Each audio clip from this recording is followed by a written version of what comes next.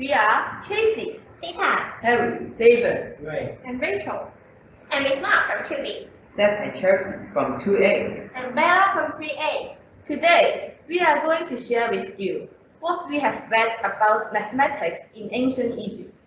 when it comes to ancient Egypt, what is the first thing that comes up to your mind? Sand, a lot of sand. The land of mystery and spells. More concrete and intelligent answers, people. Remember what we have read about ancient Egyptian last week.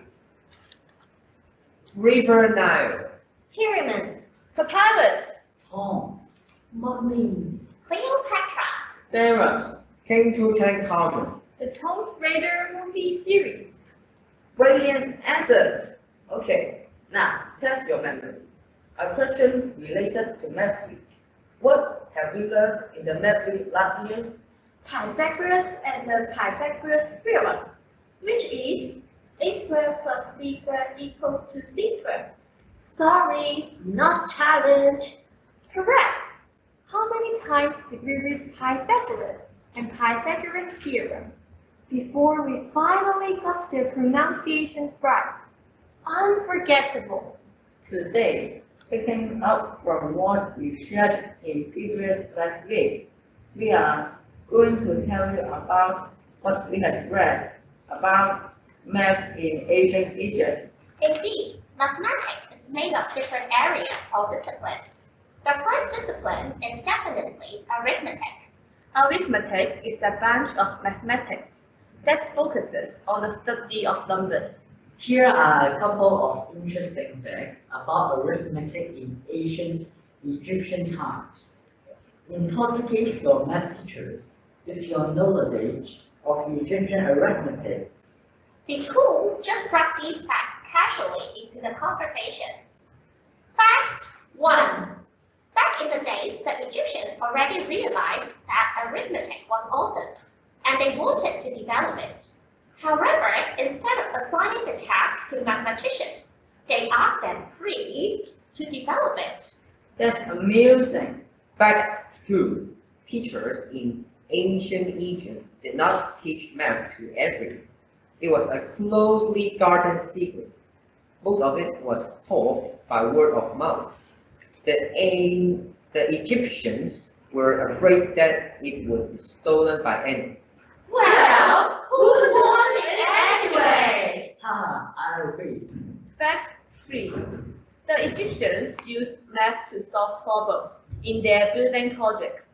Architects make detailed plans before building began, so that every tomb and temple was correctly calculated like ours. Professional builders, bravo!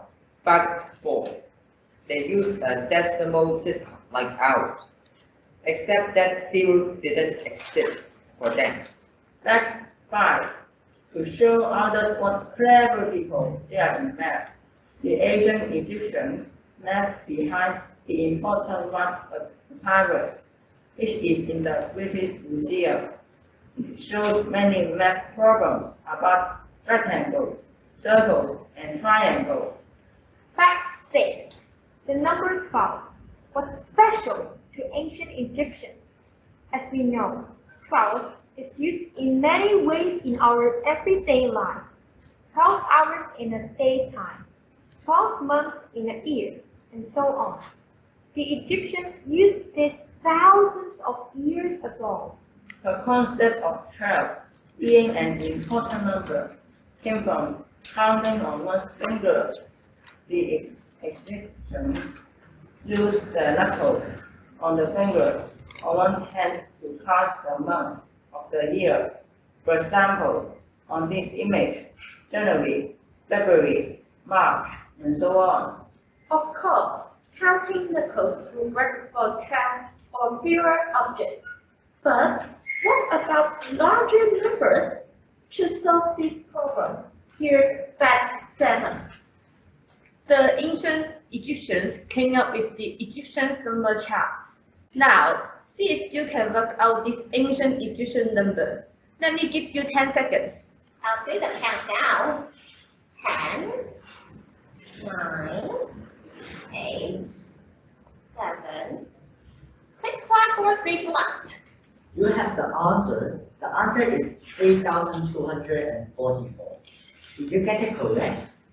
Now, fact 8, which has really blown my mind. In English, if we ask someone for a hand, it means we ask someone for help.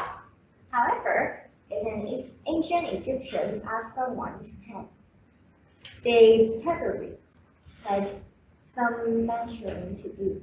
Egyptians used parts of their body, usually their arms and fingers, for measurements. The width of 4 fingers or digits was called a palm.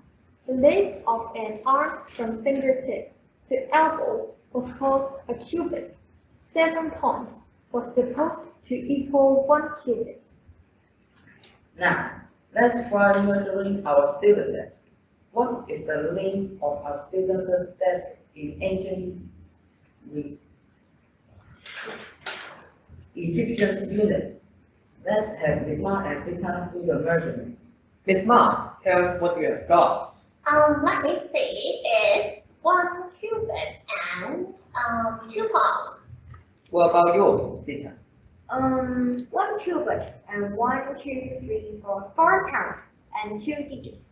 As we can see, with the same desk, Miss Ma's measurement is very different from Sita's. What's wrong? Since the ancient Egyptians used their forearms, palms, and fingers for measurements, and Miss Ma's 4 palms is much longer than Sita's, their measurements are different when they are measuring the same desk.